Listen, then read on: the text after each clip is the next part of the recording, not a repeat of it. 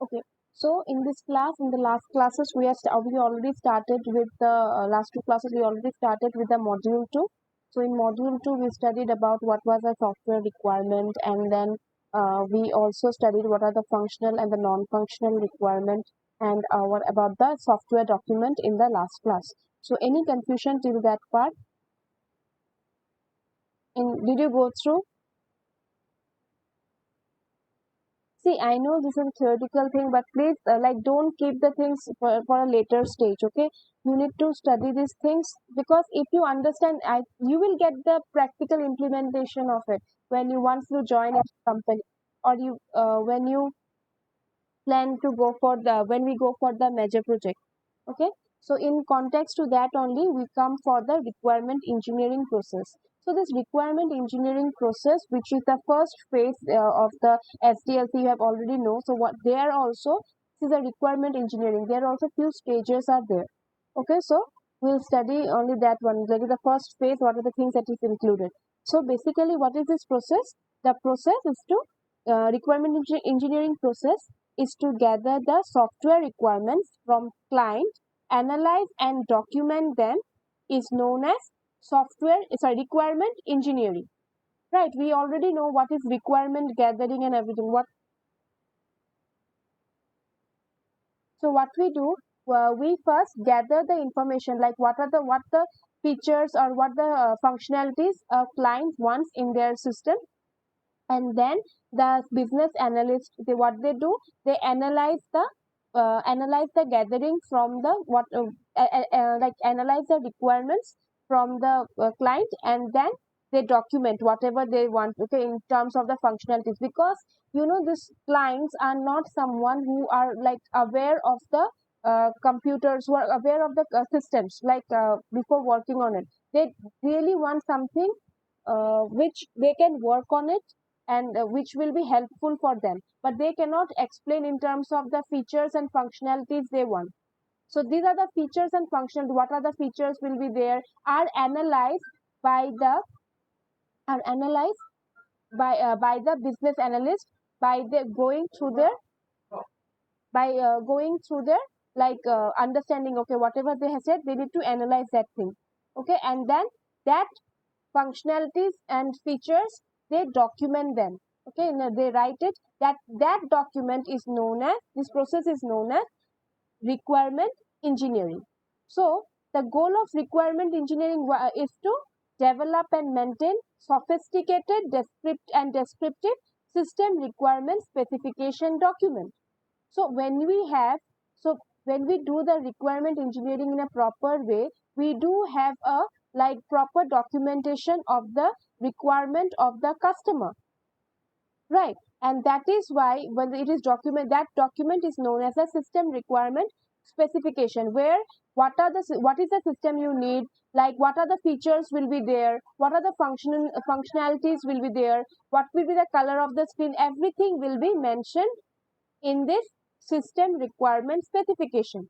Now this requirement engineering process is basically includes four steps. First is the feasibility study, next is gathering, next is software requirement specification, the document you already studied about, and the last one is the software requirement validation.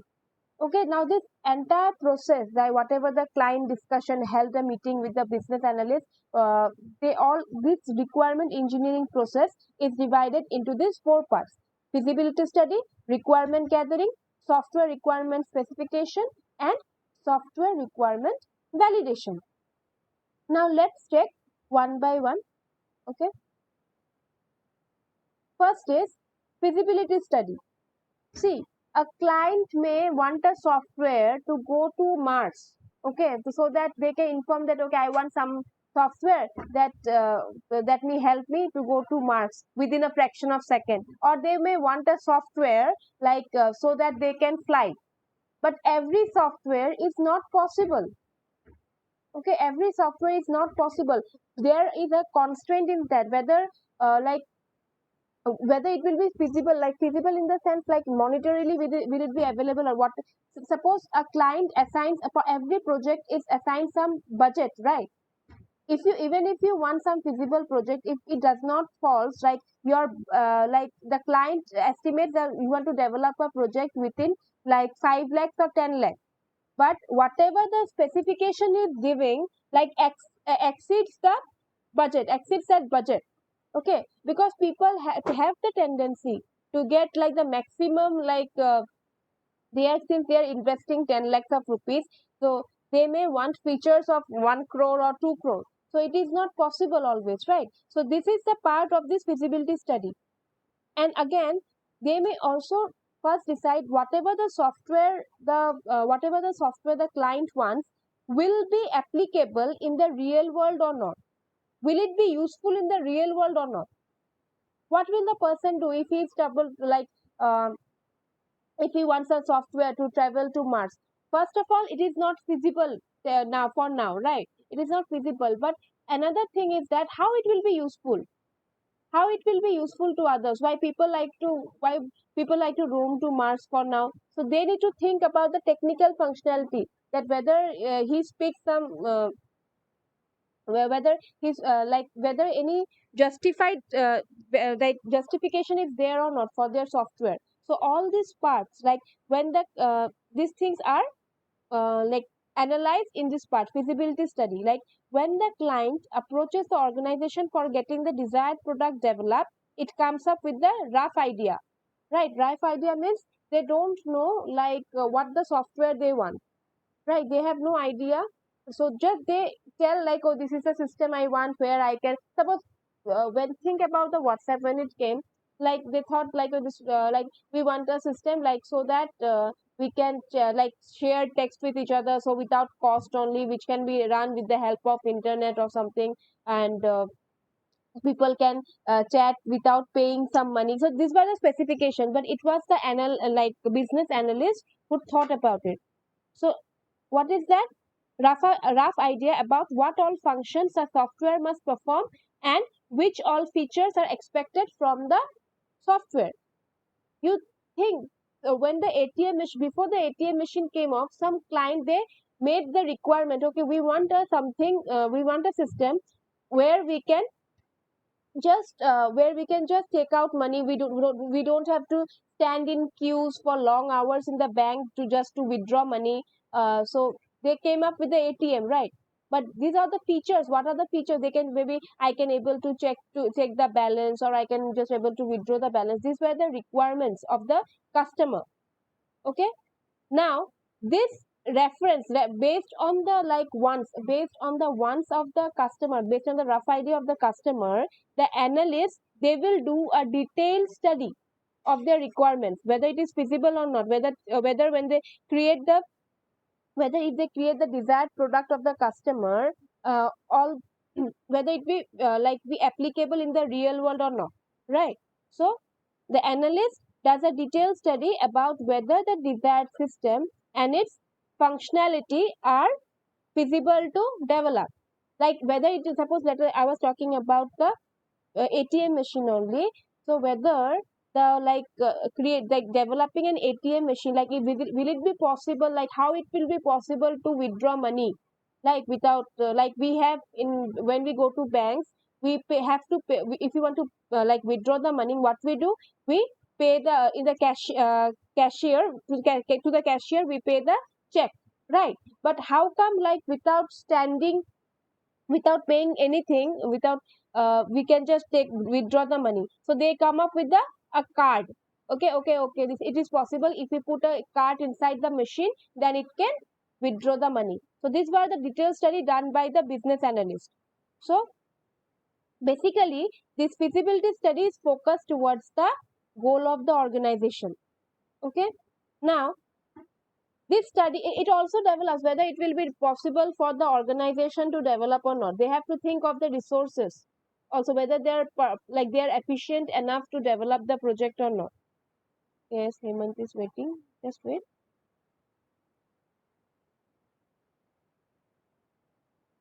Next, This, like I just mentioned, this study analyzes whether the software can be practically materialized in terms of implementation, contribution of project to organization, cost constraints, and as per values and objectives of the organization. Now, I have not mentioned here, but actually feasibility study, there are like division in the feasibility study also. So we have like first is the like technical feasibility is there, operational feasibility is there, then economical feasibility is there, resource feasibility is there, schedule feasibility is there. Now, operational means once you once you develop the product, where will it be used, how it will be used. Okay, so this falls under the operational feasibility. Now comes the technical, whether technical feasibility, suppose you created one module, now later we can when the when new technologies comes and new demands come, so whether we can add any new modules to it or not. So these kinds of these are the technical feasibility. And economical, these are falls under this budget, like whether it will be fall under the budget or it will exceed the amount. So that is the economic feasibility. Next, we have schedule. Schedule means, as the name suggests, whether you can complete the project within the given time frame or not. Well, maybe you have discussed in your SMS that maybe you need 3 months. How many months will it be required, or how many years will you require to develop the product? So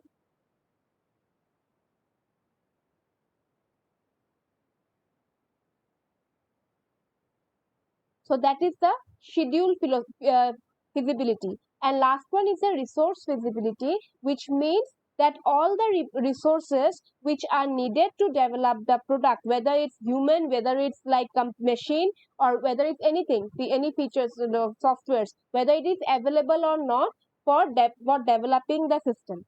So these are the types of feasibility. We'll discuss after in some other classes, but not today in detail. Just for now, there are 5 feasibility studies. So it mentions this one only. Okay, this feasibility comes here only. Okay, so this analyzes whether the software product can be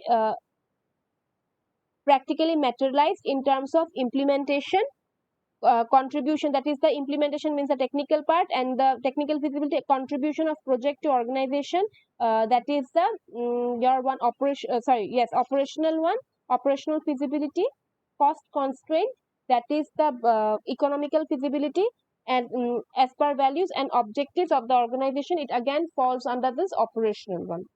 Okay, so now it explores technical aspects of the project and product such as usability, maintainability, productivity, and integration ability. Now okay. I think many people have network issue today. Okay, now this when we go for the feasibility study, we need to think about where I just told you, right, where it will be usable, how you will maintain it, then what will be the output of it, productivity, and the integration ability, like later when it will be updated, so how it will be updated, whether any will you be like need to completely replace the software, or you can add features to it. Okay, next, the last is the output of this phase should be a feasibility study report that should contain adequate comments and recommendations for management about whether or not the project should be undertaken. Now, this was thus the analysis with the feasibility phase that was done by the business analyst. Now, they will give their suggestion. It is not a one-person thing, right? There will be a team.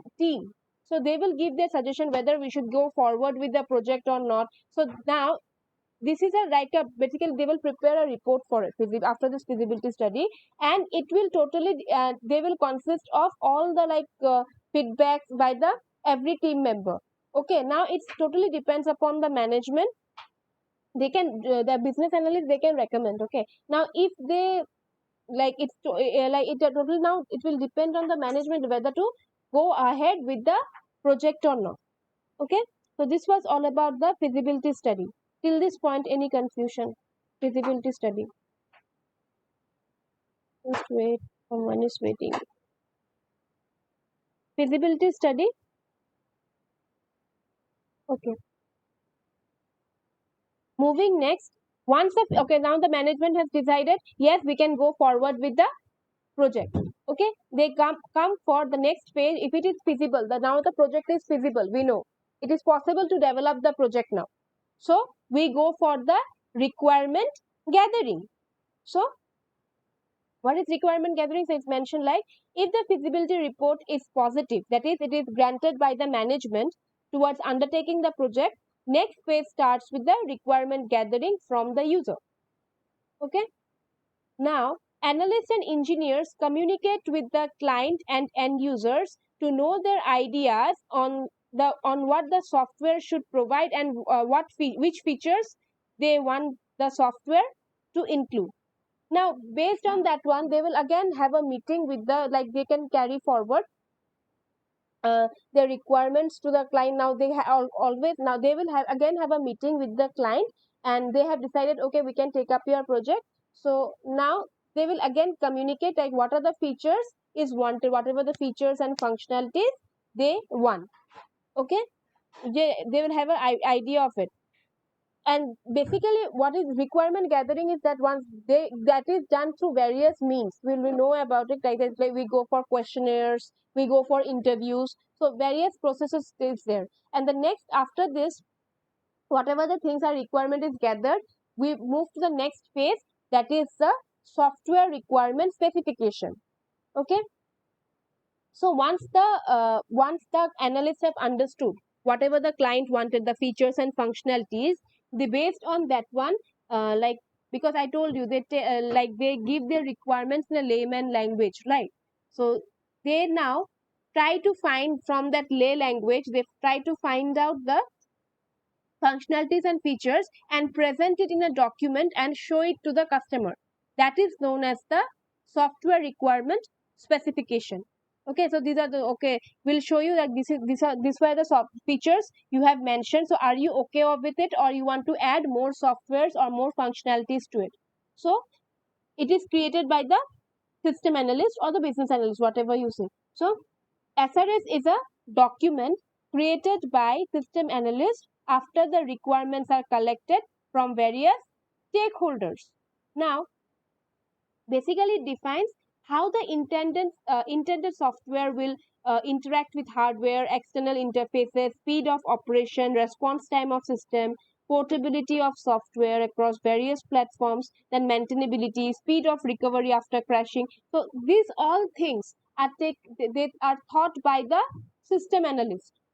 Okay, after this software requirement specification only, they go for all the like implementation and design part. But first they need to have a requirement specification. They need to have a clear requirement specification in avoid like in order to avoid any kind of confusion. Now the as I mentioned how it is gathered. So these requirements basically are gathered from the client, which are written in the natural language. Natural language means in normal English. Okay, not in terms of any like code and algorithm or something. They gather the information in via the natural languages. So if it is the responsibility of the system analyst to document the requirements in technical language. So obviously, because the clients do not have any idea of the technical part, they cannot mention it technically, right? So what they do is they like the system analyst, they are the analysts, means they analyze their whatever kind requirements and they write in the technical aspect. Okay, now how, like, what are the features that should be present in the SRS? So basically in the SRS, user requirements are expressed in natural language, that is normal language, whether it is normal English or so that is the which is understood by everyone. So the user requirements are expressed in natural language. Then technical requirements. Who give the technical requirements? The after once the user requirements are analyzed by the system analyst, they find out the technical requirements. So these are the things that must be contained in the SRS. Okay. So technical requirements are expressed in structured language So structured language is something we'll study, which is used inside the organization. So there are basically like lots of structured language. Some companies that you can think, if some company work in C program, so now think of that one only. So they will show some diagrams, use some diagrams to express in the technical requirements. Okay. Next, design description should be written in pseudocode. Okay, so pseudocode, like you don't have to like practically implement it, but just write what will be the code of it. So you can just write in it. Pseudocode, you know it. Now, pseudo means false, right? Next, format of forms and GUI green screen.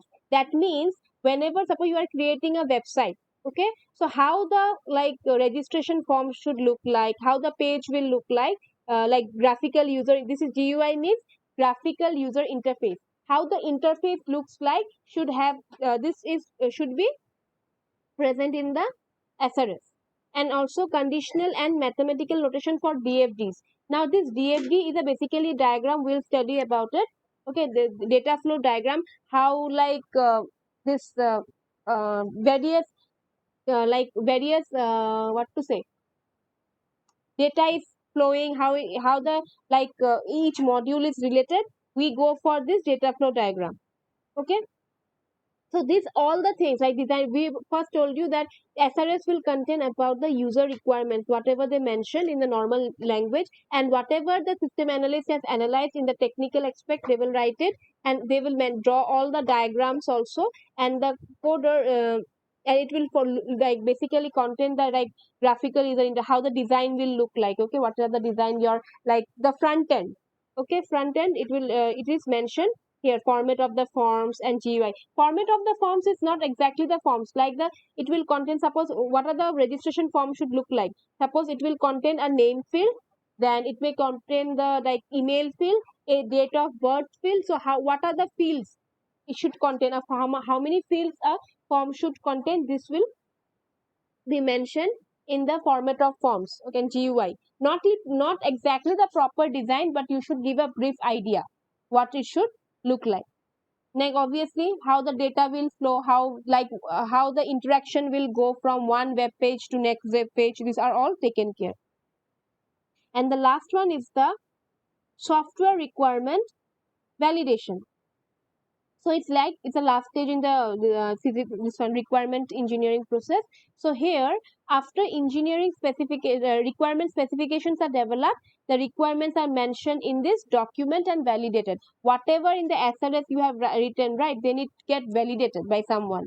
Okay, user might ask for illegal impractical solution, or experts may interpret the requirements incorrectly. So sometimes see, people they express their requirements in natural language, and though the analysts try to analyze the requirements properly, but they may somehow misinterpret the requirements, or they may not understand the requirements properly. So in that way the features may turn out different.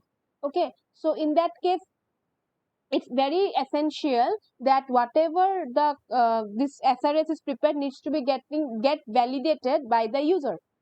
Okay, once the whatever the like in the natural language whatever they said, they go for the entire process like feasibility study, then SRS, and then they once it is ready, they need to show it for this validation. Otherwise the like user may say that we wanted some different product and you have created some other thing. So it is very like useful for getting the validation. So and also like if you don't go for this validation first, then later what happens is once you created the product and the user does not accept it, no, I wanted something else, in that case you need to again remodel it and you need to reconstruct it from scratch. Then what happens, the cost increases. Okay, so that is the main problem. And next, how the requirements are checked. Okay, so it can be checked against the possible condition scenarios. Okay, first that they can be practical, if the project is they if they can be practically implemented or not in the real world. Okay, now if they can be next, these are the set of questions you should think, like if they're valid and as per functionality and domain of software. So according to the software standards, whether it is valid to develop the software or not.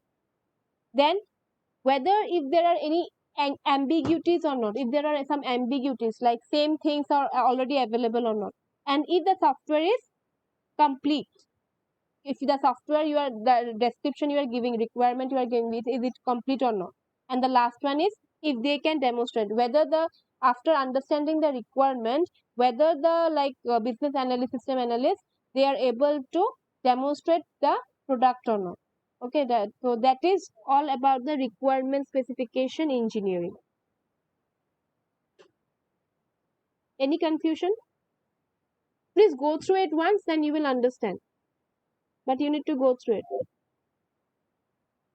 Okay, 19 people are there. No confusion? Nabojit, any confusion? No, ma'am. Okay, Junman, no confusion. Okay, then let me take the attendance. Then you people can. I can end the meeting then. Okay, thank you everyone. Class is over. Thank you.